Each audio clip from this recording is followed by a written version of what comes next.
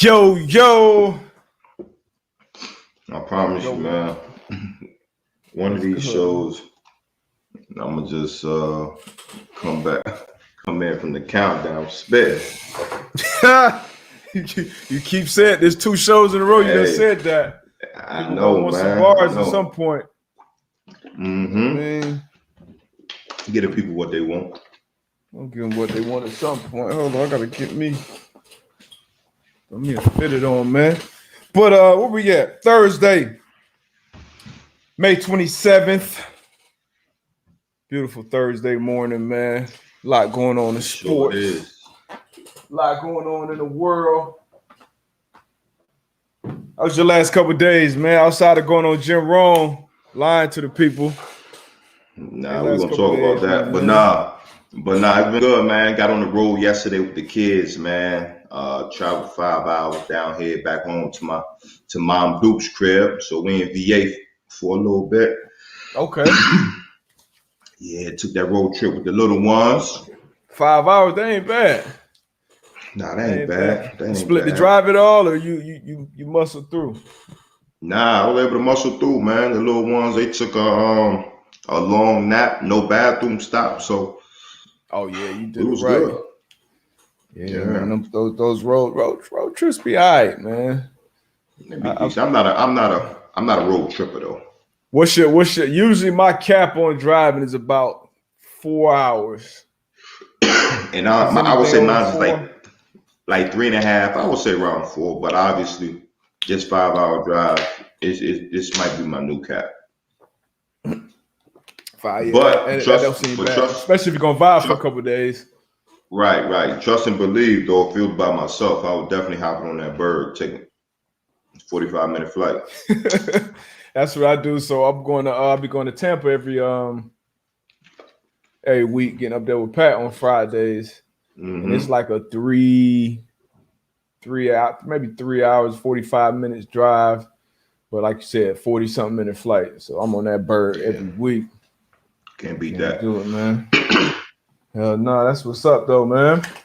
Like you said, man, we got a lot to talk about. I know before we jump it off, I know Mike Ward, I don't think we talked about it last time. Mike Ward was talking about asked about Kwame Brown. Obviously, a lot of at some point it was a back and forth between Gilbert Arenas, Matt Barnes and Steven Jackson. What did you think? Yeah, we spoke on it.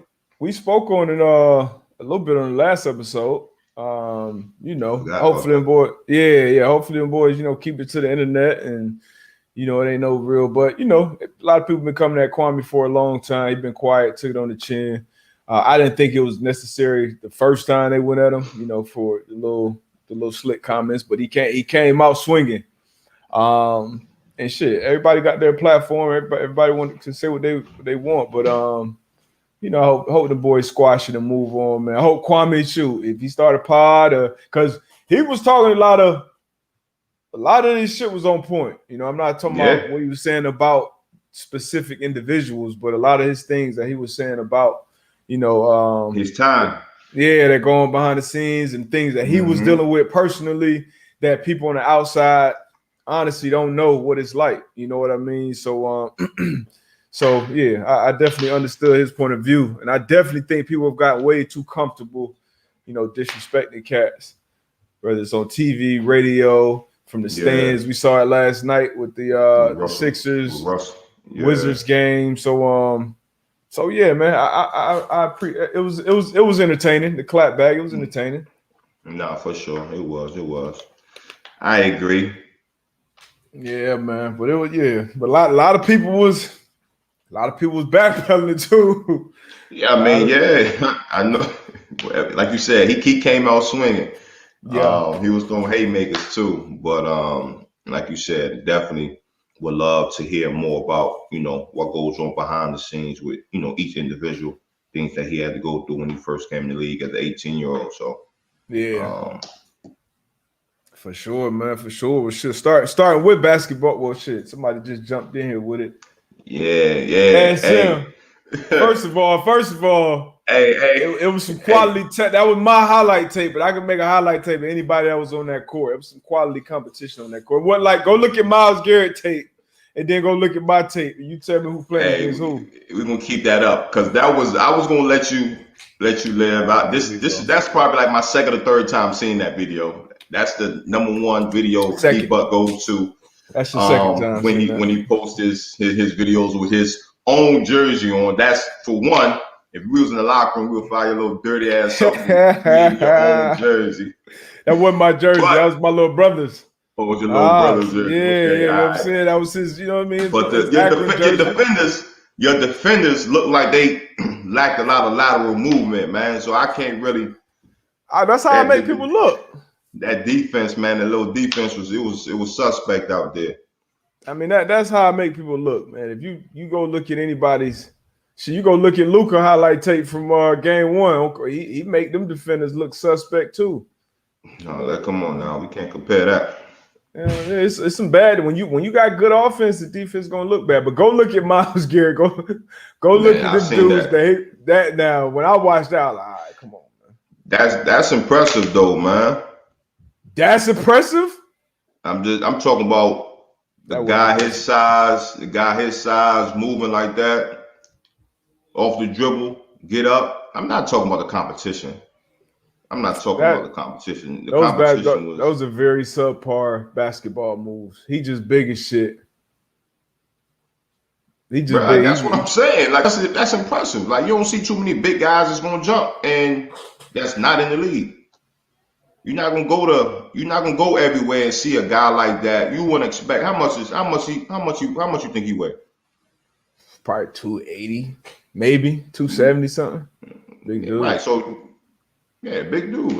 I mean, you're not impressed by a lot. I'll keep it a buck. Like that was. Bro, you impressed by a number one overall draft pick dunking on a bunch of middle-aged white dudes. I never said who he dunked on. I'm talking about his movement and the way he was able to get up off the ground. I'm impressed by that. We gotta go see. You gotta go see that. I'm gonna see that video again. Cause I don't hoop with Pep. You seen Julius Peppers hoop? He played for UNC. I'm saying, did you see him hoop though? He played for UNC. I seen him on TV a couple of times. I never watched him play for UNC. I know you a fake basketball fan, but that's a big dude hooping. That shit that Myles Garrett was doing, that was bullying. He need to be reported to HR. All right. Yeah, I hear a lot of D-Butter fraud. He think because he played. I was an intramural basketball champion UConn, so you know. And if you run through our previous interviews, we had Rudy Gay just finished his 14th season in the NBA. AB asked him, all right, if you had to pick D-Butt or Nate Robinson, who you going with? Rudy said me. No bias there, of course. We have Renee on, national champion college, WNBA champ. You said no bias? No bias. Current team owner. She said I was nice. Come on, man. I don't care about. It don't like this on the pod. You can't keep talking like this on the pod, man. Because people they really go with what you say, man. But look, I'm gonna say this, man. D-Butt, you a good basketball player, man. I can't front. You know what I mean? Good basketball player, but appreciate that, man. Tone, our producer, came up with I think a dope idea, right? Team AB versus Team DB. D-Butt, you get your 5, I get my 5 of current or former NFL players, and we rock. Oh man, I know I got two for sure that I'm gonna call. Damn. Okay, so I'm gonna go off guys that I seen play. So I'm gonna go Antoine Bolden. Mm-hmm. Physical, got handle, can pass it. Antoine Bolden. That's your pick. Let me get my pick. Okay. That's my first. So that's the first overall pick. That's your first pick. Okay, that's my first pick. Hey, all right, let's go. Right. I got Q. I'm gonna go Bruce Ellington. Ooh, you ain't got one there. Bruce Ellington. I'm going Bruce Ellington. Yeah, Bruce, nice. He nice. I'm gonna go Tyrod Taylor. Okay, that's a good one. I'm gonna go Gerard Powers. J-Rod. Oh, you reach. That's a reach right there. That's what's that, fourth overall? That's fourth. Hey, look, J-Rod fourth overall. Hey, come on. I'm gonna go Honey Badger. Okay, that's a good one. I'm gonna go.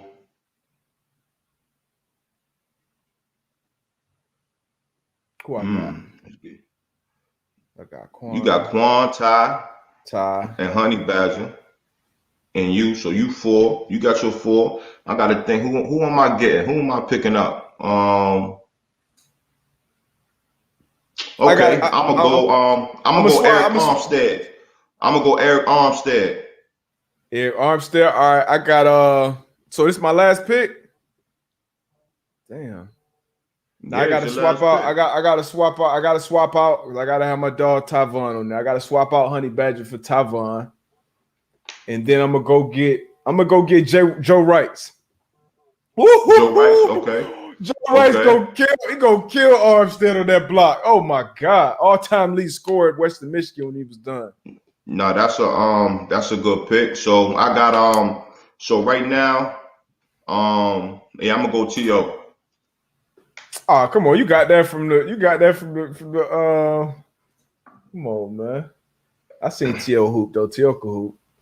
It's a lot of cats out there can hoop that we left off the list. So we probably gonna kill y'all. Nah, me, Q. First of all, Q.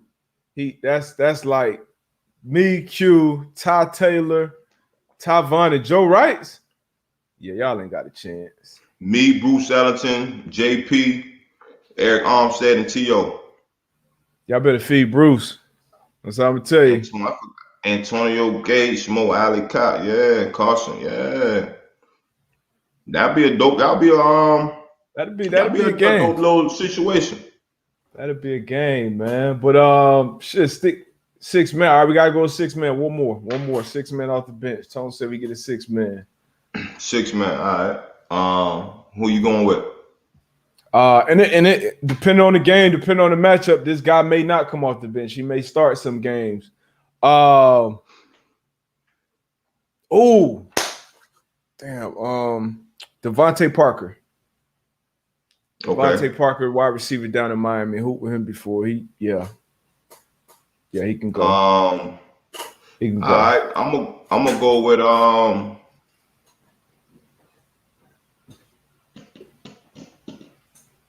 already got a white guy, Zach. I got Joe Rice. But this ain't no little league. This ain't no Rooney Rule in this. I don't know. Come on, man. You need 6 men. I'm trying to think. Oh, we gonna kill you. Oh man. I left Moss off the team. I gotta swap Devontae. Sorry, my dog. Ready Moss. I'm gonna go. I got Moss. I gotta go Moss. Yeah, I don't know, man. That's tough. So there go my squad. I'm gonna go Keenan Allen. I'm gonna go Keenan Allen. Okay, that's a good one. So I got me, Moss, Joe Wright, Tyvon Branch, Anquan Bolden, Tyrod Taylor. That's a decent mob. That's undefeated. That's That's a undefeated. decent mob. That's a decent mob. We'll set it up one day though. We'll set it up. But getting to these playoffs, man, these basketball playoffs. I know we touched on it briefly with Westbrook, the Wizards, Sixers. Obviously, Sixers blew them out. But so the game wasn't much to talk about the game. What you thought about what happened with Russ going into the locker room, man? Fans dumping popcorn. Like, I mean, yes. what was your thoughts on that, man? Listening to Westbrook after the game, man, I think he was spot on with it. I think some fans, I'm not gonna say all, but some fans, they get carried away. And I think in the space where the players at, we got to protect the players just like you protect the fans. And honestly, I really do wish that, regardless of what the situation is, somebody throwing a drink on somebody, throwing popcorn on somebody, as men, you know what I mean? I wish they would have let Westbrook go in the stand. See, he wasn't getting up there. Cole would have been long gone. I mean, but I think you got to do something though. But I think fans, man, they get carried away with that, man, and I don't think there's no place in sports for that, honestly. Yeah, that's that you said it, and Russ hit it on the head. I guess a question for you. We got a question from Van. What's your worst fan experience if you've had one? Some of us haven't. Honestly, had one. And it's funny because I actually be thinking about that. Like, what I'm saying, when I was looking at the game last night, listening to Westbrook talk, I'm like, damn, have I had an experience like that? And I haven't. College, I haven't, and even my time playing in the league. We had some trash talking back and forth, but as far as like a fan, throwing a drink on me or throwing something at me, I've never had an experience like that. Yeah, and it's a little different with football. You're a little further removed from the fans, especially depending on the stadium setup. College, depending, maybe you might have been a little closer, but like probably my worst fan experience was probably like basketball playing, like young basketball with young parents of the other team or something like that. Going into West Virginia in college, I remember our coach was like, "Hey man, they've been known to throw batteries and racial slurs and this and that." It wasn't that bad, but I enjoy some animosity from the fans. As long as you ain't throwing nothing on me, I'm good. You pay your money in there. You pay your money to get in there. You probably sauced up. Probably some of my favorite interaction, the Bills fans, like the Bills Mafia. When it's cold, they out there shirtless, wasted, talking shit. I mean, I enjoy it, but I wouldn't say I've experienced a fan interaction that went over the line. Something like Russ, something like obviously the Malice in the Palace years and years ago. I don't if I can't remember if I have, but I can't recall. A negative fan interaction like that. But I enjoy the rowdy fans on the road. Nah, no question. I'm the same way. That gets you ready to go. Hell yeah. The fans talk shit. Yeah. But the fans being in that crowd sometimes is like being on the internet. You get yelling. We actually saw a few years ago with the lady with LeBron. She was talking shit behind her. He kind of turned around and looked at her. And he turned around. She like, oh, shit. So, it's the same shit, man. But yeah, I mean, like I said, I enjoy it. I enjoy that part. It's part of the game. It's part of the game, man. Part of the game, but you got to keep it within. Got to keep that respect. Yeah. So, obviously, like you said, the Sixers blew them out. So, I think the Sixers going to walk away with, with this series. I think it's going to be easy money. They up 2-0 right now, right? Yeah, I think that's going to be a sweet. Bring your brooms out for that. Atlanta and the Knicks. Knicks was able to even that thing up 1-1. Did you watch that game? I did. That's becoming a little rivalry now with Trey and the Madison Square.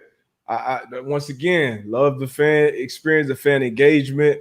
That's something obviously we expect Trey to be a star in this league for a long time. So hopefully that keeps brewing. Same thing over there in the West with Luka, that young star over there that, he's kind of, I know the Clippers fan base going to hate him. Probably going to break that Clippers team up. But I love it, man. I love it. Trey, and obviously the Knicks got the best of them. Randall came through in the clutch late in the game. D-Rose played big. Rose played big all game, gave him, I think, 39 minutes. He had been averaging like 27. Points. Yeah, he had been averaging like 27, 28 minutes a game. They told him, hey, we're going to need 39 out of you. So he went and did his thing. Man, I love seeing D-Rose. It's almost like a D-Rose 2.0. And he spoke about it a few days ago, about him kind of being a different player. Yes. Yeah. What's your thoughts on that? Because I know we all D-Rose fans in that early Bulls days. Yeah, I love to see it. Like you said, obviously, young D-Rose, MVP with the bounce that he had, explosiveness that he had, just a story, you know what I mean? Chicago kid playing for Chicago, and then obviously the injury bug hit him tough. And, tough, we hate to see that, but just to see where he's at now, I just think mentally, one of the biggest things, mentally seems like he's in a good space, great space. And then just to see him come out and play some great ball in the playoffs and in the Madison Square Garden, man. So I love to see it. And then I think it was last year. I think he hit a 50-piece. And they interviewed him after the game, and he was crying. I think that touched everybody. Because I think everybody genuinely loves and respects D Rose, man. What he's able to bring to the game and what we've seen him go through again with the injuries, man. So I love to see it, man. It's a great story. Vintage, I don't think it's a vintage thing. I just think it's, at times when you get older, your game changes. Got to. And for him, again, with the injuries, not as explosive as he once was. So, you just gotta improve your game and add things to your arsenal. Yeah, he was my favorite point guard for sure to watch. One of my favorite players, period, to watch. Early on in his career, and now it's the same way. And it's a completely, like you said, it's a different game, but it's still, that in-between game of floaters. Jumper got better. He hit threes. He sees the floor better. And he's just older, obviously. Been in the league for a long time. And like you said, I think everybody loves the guy that he is, the character. Don't speak a lot. I wouldn't say he was a guy who spoke a lot, especially with his profile that he's had. But, when he speaks, people listen. So big salute to D Rose, man. And doing it, in the basketball mecca. You know what I mean? Doing it in New York. He started out his career in Chicago, where he's from, being the first overall pick. And now doing it in New York, man, that'll probably be a movie, when it's all said and done. So definitely enjoy watching that. Still enjoying watching it, should I say. Yeah. So staying in New York, last episode we had picked some of our awards, NBA awards. Yeah. Most improved player, Julius Randle. I think everybody kind of seen that coming, just the numbers and he's been putting up this year, type of ball that he's been playing, man. So that's Absolutely. You picked three. You picked Russ being the most improved player. I'm not Russ. Randall being the most improved player. You picked Rose being the sixth man of the year. Which Jordan Clarkson won that. I got that one out of Utah. Jordan Clarkson. They both, were deserving. And then you also picked Tom Thibodeau to be your coach of the year. Yeah, I saw somebody pick Monty Williams to be the coach of the year. Was that the actual NBA award, or was that somebody else? I think that was the don't quote me on this, but I was thinking that was the NBA award, but I could be wrong. Let me see. I'm gonna check it out right now. NBA awards. Randall most improved. We got the finalists. MVP finalist Joel Embiid, the Joker, and Steph. And how they presented Jordan Clarkson with that six-man that was dope. That was super dope. Having Joe Ingles in there with him and presenting him, surprising him, that was super dope, man. Yeah. Defensive Player of the Year, 3 finalists. Ben Simmons, Rudy Gobert, who had a great defensive game last night for the Jazz. And then Draymond Green. What's that? Did you see when John Morant tried to bang on that boy last night? I missed it. I missed that part, but I saw he caught a dunk late, and Reggie was saying something about how he was saying he was going to be back.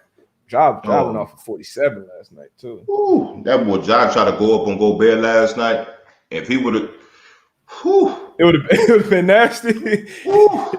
He'd be trying. Gobert, like I said, he's in the defensive MVP discussion. He definitely met him at the rim and blocked it, but that was if he would have got that, now we would have been talking about that for a long time. Yeah,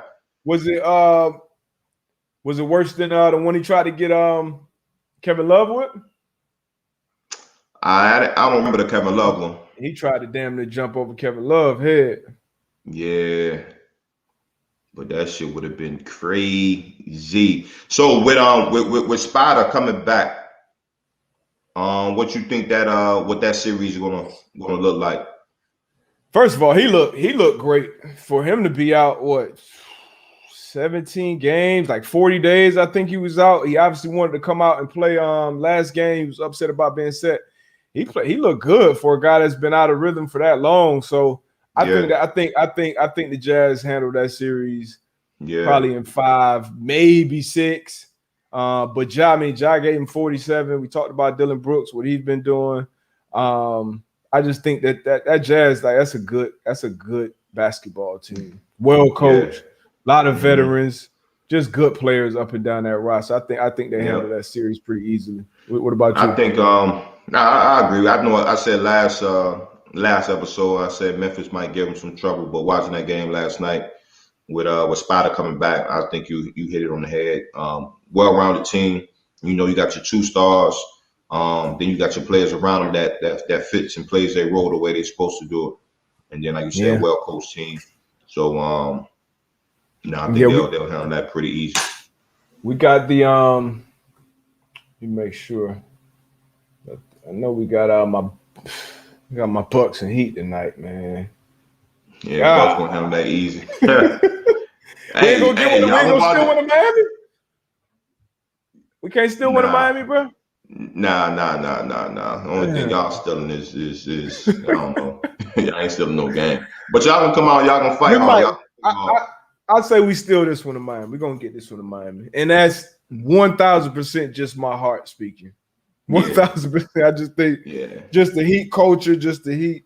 I think we're gonna get one tonight. But those additions to Milwaukee have made them Drew Holiday has been everything that everybody thought he was going to be, honestly, if you've been watching basketball for the last, half decade. And then PJ Tucker snuck up in there and gave him some toughness, that veteran presence, leadership, defense. Like, them boys, man, a Greek freak playing a little more off the ball. So I feel like that's where they got in trouble in the playoffs, with Greek freak at the top of the key, dribbling the ball, being the kind of starting point of the offense. That's going to stop at some point. So, damn, man, and they keep hitting threes like that. So they're the only team I can see giving the Nets problems. But outside of that, I don't know, man. Philly, man.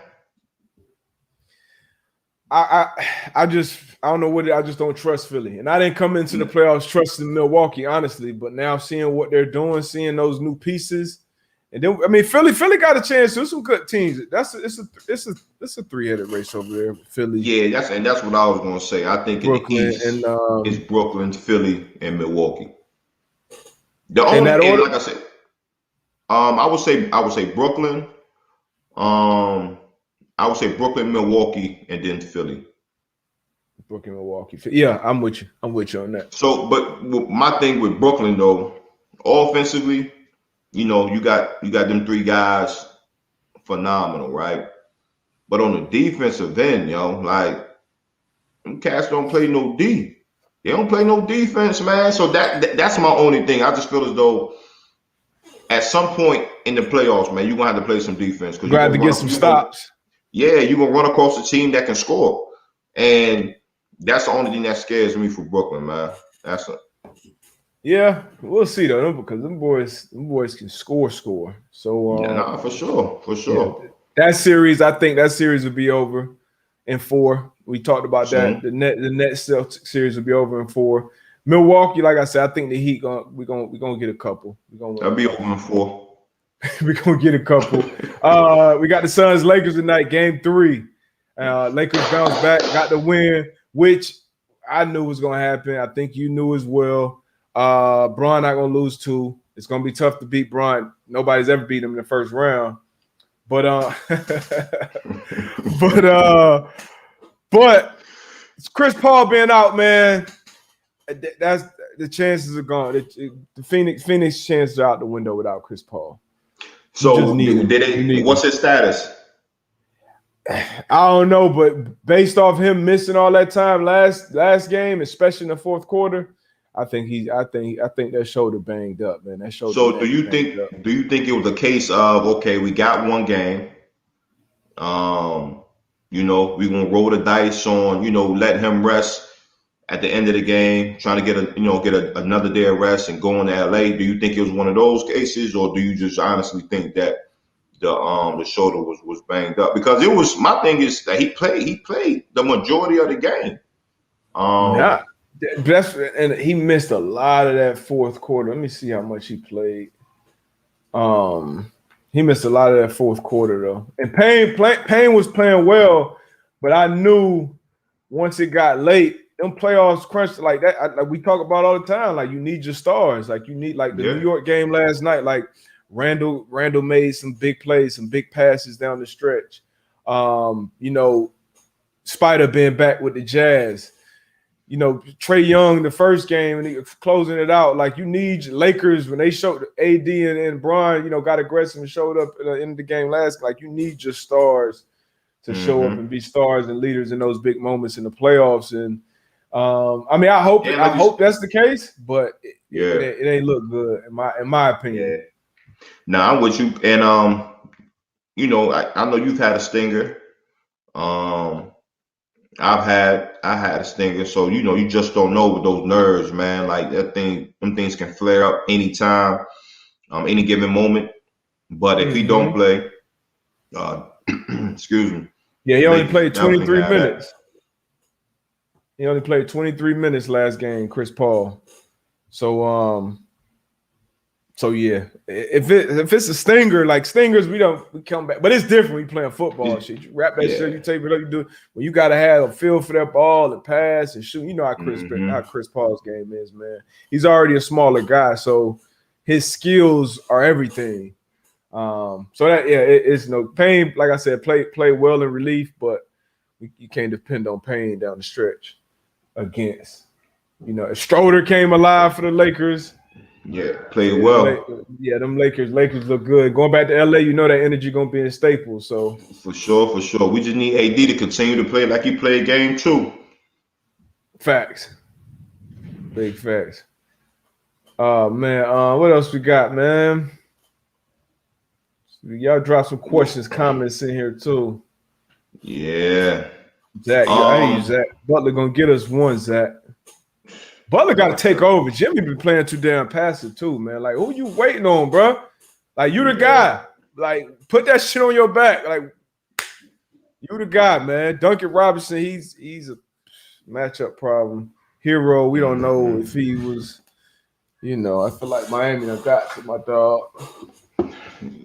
Yeah, especially after that good run in the bubble. Hey, let's talk about some ball though. Let's talk about some. You reaching. Let's talk about some football, man. Let's talk about this Julio Jones. Julio Jones. First off, what do you think about him and Shannon Sharp, right? Wow. So that happened when we were on air, actually. That happened Monday, right? Because I remember somebody jumped into the comments and was like, yo, Julio just went on. He was on the phone with Shannon with the woo. And I remember reading, like, on the phone with Shannon. Okay. Like, I think he called in the show, like, as an actual guest. But that's That's why. If Julio didn't know he was on live TV, that's Shannon can't do that. Yeah, you can't do that. You can't do that. Yeah, that was OD. If that was the case. If that was the case. You can't do that, man. Now, if y'all talked about that beforehand, hey, it would be on TV. Because some people say, hey, Julio know Shannon Sharpe on TV every day. Julio probably don't know what time it could be. People call you up, hey, I'm on set right now, but what's up? Let me holler at you real quick. You have a quick little minute conversation. And that don't mean we on air. But the way he was talking, it didn't sound like he knew he was on air. Yeah, for sure. Just with the history of Julio and kind of how private he's kind of been, that was. I don't respect that. I can't respect that. Yeah, and then I can't respect that. That wasn't good at all. But I read something this morning saying that a trade could happen as soon as next week. Where do you see him? 1st. Yeah, where do you see him? Where you see the best fits for him? Teams that need receivers right now. Man, he one of them cats that I feel like can fit anywhere, can play in any scheme. I would love to see him. Personally, I would love to see him in Indy. Honestly, we can make it happen.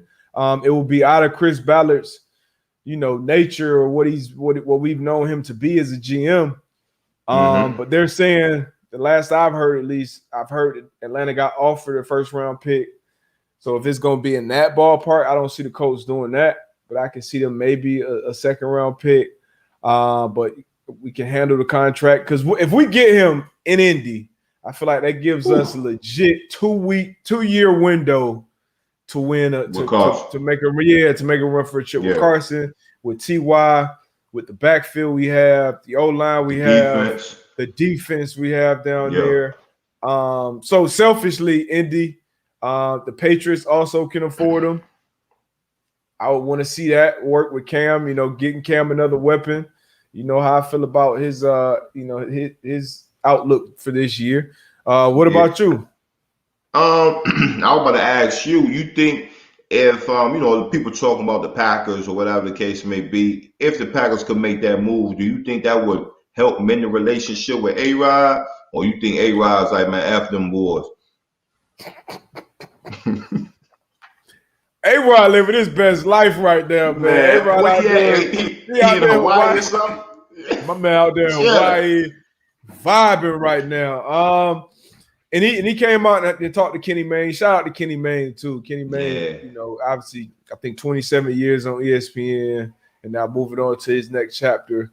So shout out to Kenny Mayne. But he had him an interview with A-Rod, and he said, it wasn't the players, it wasn't the coaches, it wasn't this. Basically, put it all in the front office.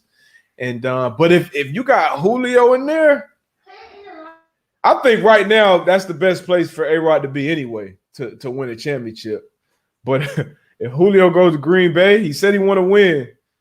That's the place he's going to win. I don't see the Falcons trade within the conference, but that'll be wild. I think that would do something to help get A-Rod back in that building. If they can do anything, that would be one thing that they could do.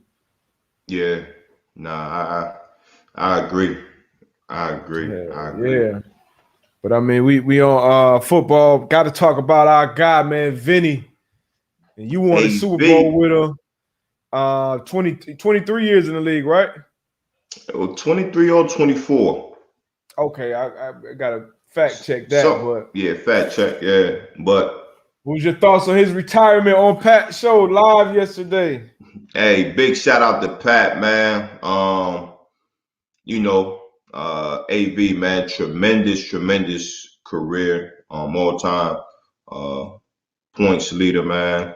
24 seasons. Yep, you're right. 24 seasons, man. Just a great dude. A leader.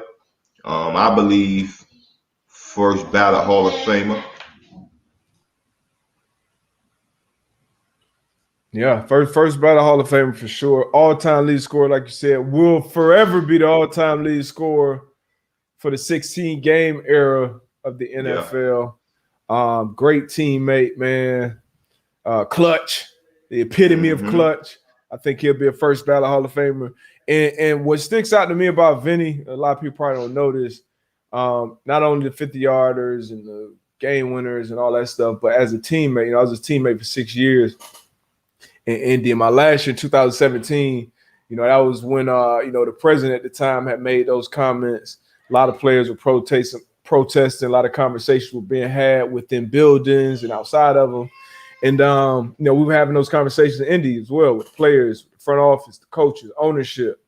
And, I was one of the more outspoken players at that time within the team. And, Vinny, being an older white guy,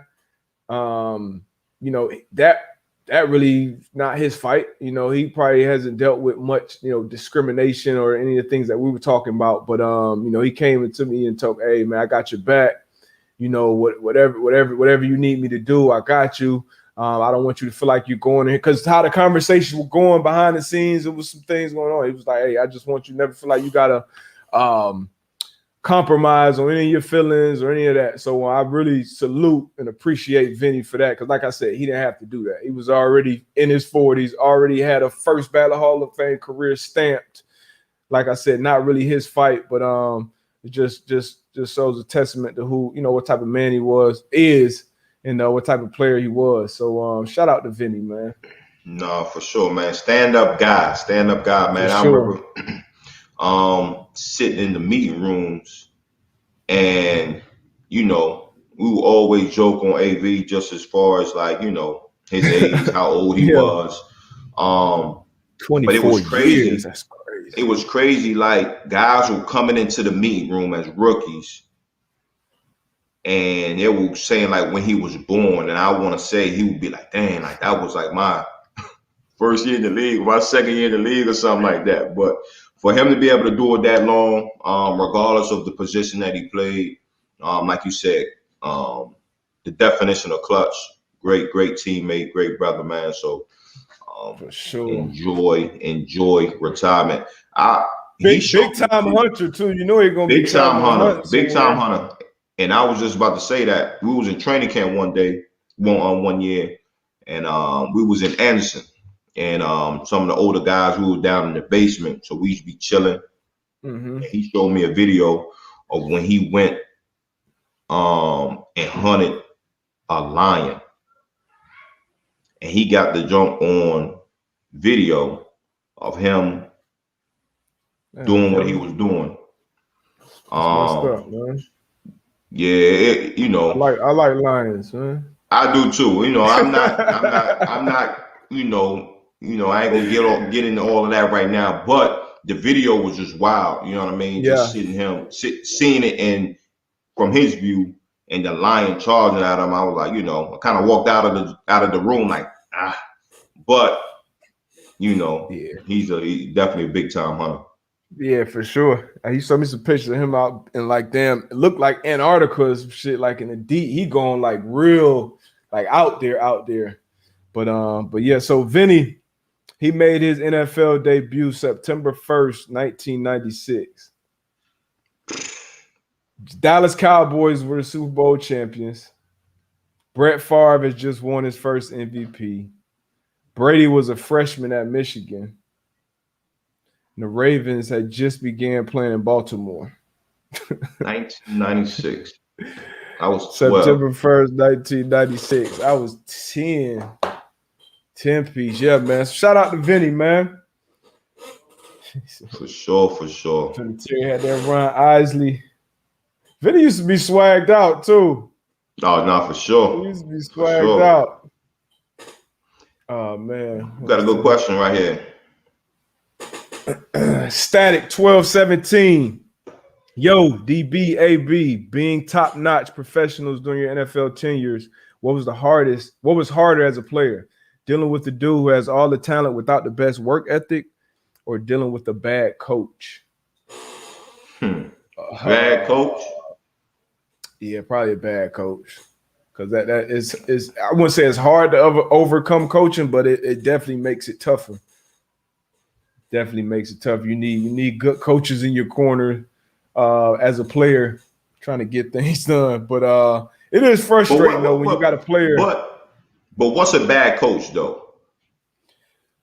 Oh, okay. For me, my definition of a bad coach is a coach. I never like coaches who did more, who were like an after the play type coach, right? So we'll put in the coverage, we'll put in a whatever, and then once something happens either on game day or in practice, they look at it and say, "Look, I coach you to do this. This is how it should be done because of the play we got beat on it by." Right? I like the coach that say, "Hey, this is what we're doing. This is how we're doing it, regardless of how we get, how we're attacked. Obviously, you change coverages and things based off how you're attacked, but you can't have gray area. You can't go back, double back, and say, "Oh, we'll do it this way because of that happened." So that's, in my opinion, I hate coaches that do that. And that's what makes a bad coach. When they don't have, when it's too many gray areas, like it's too many question marks going into a game on, okay, how are we playing this technique? Are we cutting it? If I'm in corner, am I jumping this route at 5 or less? Or if somebody runs it at 7, you're going to say I should have took it. When you told me on Wednesday I should be 5 or less, but don't tell me on game day, all right, coming out at 7, like take it now. Like that creates gray areas. So that's a complicated question, but that's one of the things that will make a bad coach. What about you? Yeah. For sure, I always appreciated the detail-oriented coaches, right? So when I leave that meeting room, I know exactly what I got to do, right? And like I said, a bad coach could be a number of things. That's why I asked you, like, what was a bad coach? Because a bad coach could be a coach that, I've had it, a coach that really don't know the intricacies of the playbook, right? Where, and that's bad. Like, that's bad. Like, you should not be, because you're gonna ask questions. Exactly. And you should not be in the front of the room. And every time I ask you something, don't get me wrong, like it's gonna be times where position coach could be like, I don't have that answer for you, but I'll get it for you. But I don't need that every meeting though. You know what I'm saying? I feel as though a bad coach is a coach that's not detail oriented. Now they'll give you, again, like how you said, like a lot of gray areas. And then I hated coaches that like they coach. So example, right? Coach said, "Well, I think you should have done this." Pause. Like pausing, like on the screen. Pause. I think you should have done this. Play. Pause. So my thing was like, as a player, we don't get these opportunities to pause, play, to kind of read the route, to kind of see what the formation is. The game is so fast. So when coaches do that every time, every meeting, I'm like, yo, like that's something for me. It was frustrating. That's not realistic. Yeah. It's not realistic. You know what I'm saying? So for me, I always appreciated the coach that would say one time, look, or ask me, what did you see? Why did you do what you did? Coach, this is what I seen. This is why I did it. I remember in the earlier in the week when we was going over this formation, this was my thought process.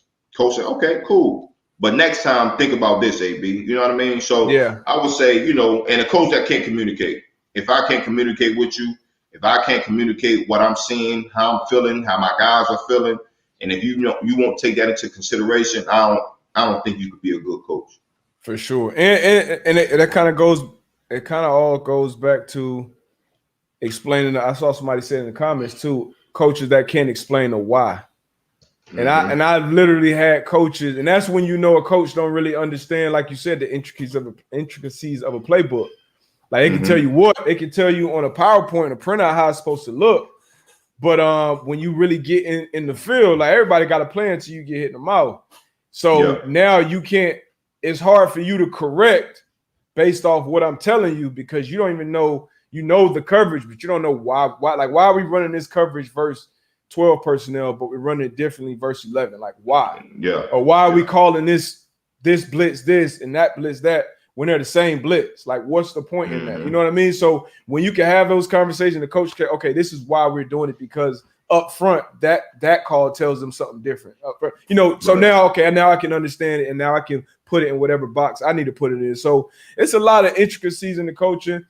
I think players people who have some type of experience in those trenches would do a better job, because sometimes it's just not realistic. Sometimes you got to know when you got to change things. You got to be able to have a dialogue. I hate coaches who have too much pride to when they come into it and they feel like, just do it. Just do it. Yeah, just do it how we telling you to do it. I know, you and me and AB playing free safety, we're two different players with different strengths and weaknesses, but you telling us to do the same exact thing. Like, that may work perfectly for AB. And that may be the guy you've been coaching for the last 5 years, but now I'm in safety and that don't really work the same for me. So how can we meet in the middle? So coaches got to know how to communicate and really drive that, that culture. Is much, much, much more than X's and O's, especially on the pro level. Everybody knows the X's and O's.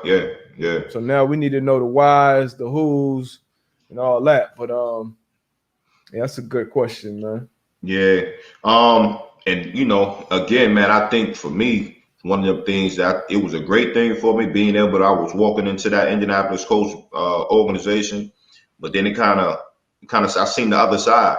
So the way Coach Dungy was just approaching the X's and O's, like, look, we're gonna do what we do. You know what I mean? We're gonna do what we do regardless of what they're gonna do. You know what I mean? If we're sound and we're doing everything that we need to do, we don't got to worry about the other side. So we're gonna make sure that if you got a 10-yard comeback, you go into 10 and you coming back. If we're playing cover 2, all our techniques gonna be sound. So it was really focusing on what we needed to do, and we rep that. So I know I've been places where we play cover 2 and we never really rep cover 2 in practice as far as individually. You know what I mean? And then they call it a 2-minute. Exactly. So like the things that we were gonna run in the game, we was gonna run in practice, and we was gonna rep it. We was gonna rep it until we was perfect at it. And I just love that. And we were detail oriented. The coaches knew the whys. The coaches would listen to you as far as what you're seeing out there as a player. So man, I respected that from Coach Dungy and his staff. It was a beautiful thing. Yeah, as a player, you definitely that's like, hold on, let me fix this camera.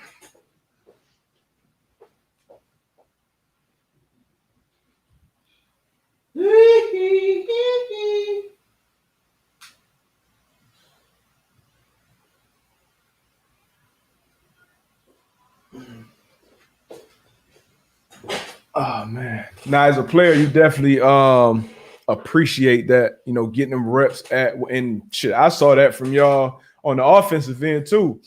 Peyton was gonna run. Now, obviously, he had things that he could do at the line to change things, but you knew you was getting the 5-yard indie routes. You knew you were getting the smash 7. You knew you were getting seam routes. Just same thing with Brady. Brady ran a lot of the same plays for a long time.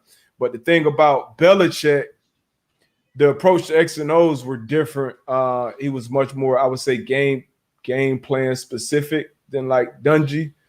Like, we would run, like you said, y'all gonna run what y'all gonna run. We would run all man and 0 blitzes this week, and then the next week we'll be a straight cover 2 team, depending on who we were playing.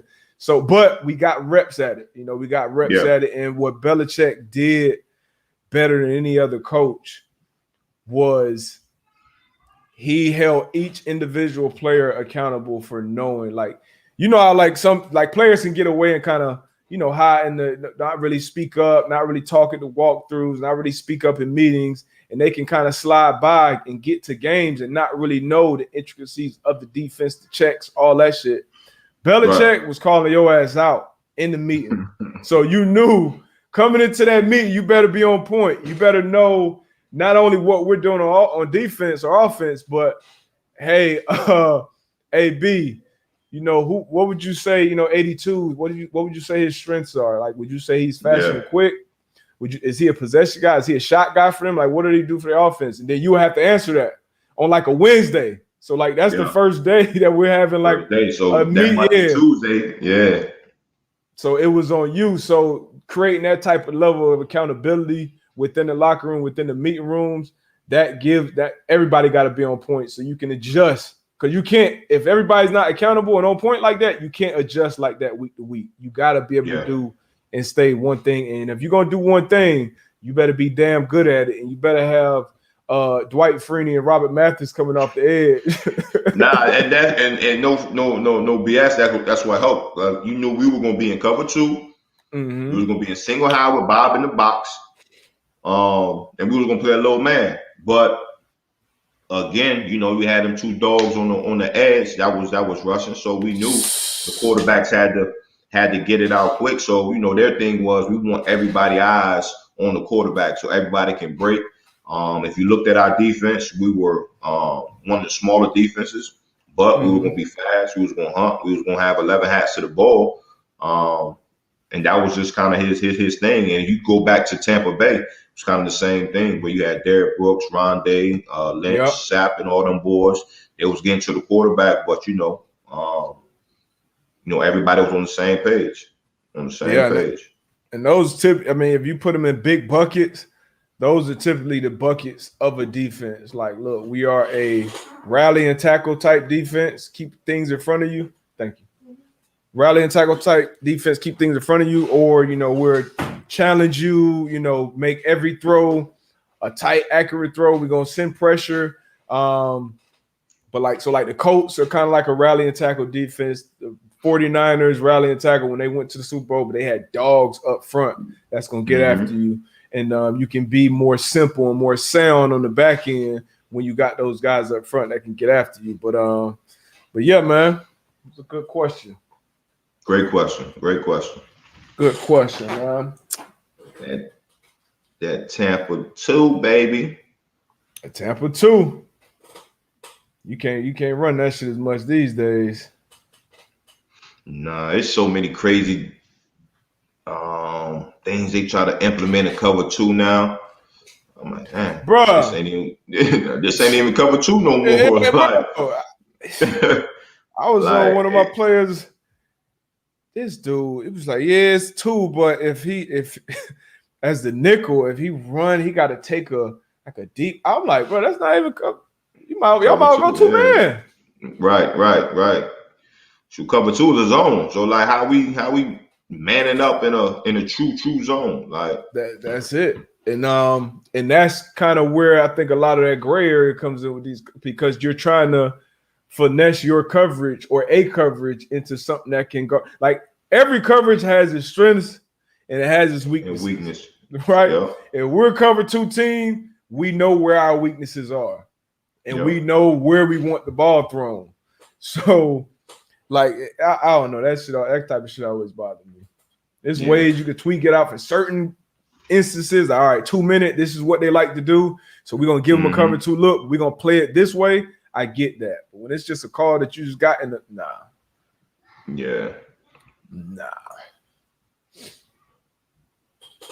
What else you got, man? We only got a couple more minutes. Anybody got one more good question? Who's the fastest player you played with? I gotta go Randy Moss with that one. I'm trying to think. Go more. Okay, about 40 times now on the field. Randolph. The Giants, the Cardinals. Torrey Smith was rolling. Torrey Smith had that crackhead speed, boy. I'm trying to think in Indy if we had any guys that was rolling like that. We had a T.Y. Todd. What was it? Todd Smith. Todd. The receiver. Todd's name. Yeah, had the Todd dreads. Teddy Williams. Teddy. Who I think he was a qualifier. He was Teddy Williams. Forgot about Teddy. Tyvon Branch in college. He was rolling. He's a fast guy. Yeah. That crackhead speed different. You ain't catching no crackhead. Who's I want y'all to name some of the fastest players that y'all watch, that y'all have seen before we get up out of here. If y'all don't have anything else. Oh, there we go. Boom. What's the mindset when coverage is broken? Do you stay in position or adjust to the blown coverage? And this was from Speaking Out Loud with Renee Borba and Terrence Williams. I would speak on a safeties viewpoint. If I'm a deep safety, say I'm in a single high, and I see a blown coverage, my thing is you don't want to. Depends where that broken coverage is at. Yeah. It depends. It depends where it's at. Now, if it's a broken coverage where if we're single high, we're supposed to be single high, say 3 deep, and the corner thinks we're playing a cover 2, and that receiver's just streaking down the field. You gotta vacate. You gotta go save the day. But then again, I think depends on the route that's being ran. Because you could be just in a bind. You could be in a bind because you could have, say, it could be running seam. So if you leave the post to go to the outside third, then that seam going up the numbers of the hash could be wide open. So it just kind of depends on the situation. Yeah, and when we say single high, that's like a safety in the middle of the field. A deep defender is usually a safety in the middle of the field. So if you're looking at defense, that deep guy, that's a single high safety. And then most of you, I'm sure, know what cover 2 is. So cover 2 is 2 safeties back there. So that would be a split safety look to an offense or to a defense. So if you're a split safety look, usually either you as that safety are responsible for that deep half of the field or you in that corner. If you're a single high, those corners, they got to hold down their deep side and you got to hold down the middle. So that's what AB was saying. It depends on the coverage, but it always goes back to doing your job because it's tough because once you go and cover up for somebody else is thinking that they got a post safety. You know what I mean? So if I'm a slot defender and my post safety leaves the post, the middle of the field to go help that left corner, and I'm playing my route like I have a deep middle of the field safety and I don't, the quarterback may look at the guy who's open and safety goes to cover him. Now he's looking at my guy, he's open, and it's a touchdown either way. So it's doing your job, man. That's why that's so important. Do your job. And that's where a lot of defenses, a lot of players get in trouble. Is like one person messes up, and then the next time we go and call that coverage, oh shit, last time trying to overcompensate. So now I'm gonna make sure, I'm gonna do that because I was left assed out on the outside last time. So everybody's trying to do your job. So the best thing, get back to that sideline. Hey, B, I messed up, bro. Don't worry about it. I'll be there next time. Don't trip. No, don't let that shit happen again, D-Butt. My bad. That's on me. But don't do that shit for the TV and shit. Don't be all. Yeah, don't be. Yeah. Hey, that's a fine. That's a fine Definitely. Right there. High dollar fine. Yeah. But yeah, man, appreciate y'all. Y'all know what to do, man. It's that time. Go over to the Pat McAfee show. I'll be on there tomorrow. To holler at y'all, man. It's been fun. Great week. Always. Got some great sports tonight and this weekend. We'll see y'all on Monday. Y'all have a safe weekend. Yes, sir. Is it Memorial Weekend? Memorial Day weekend, yeah. Y'all be safe out there.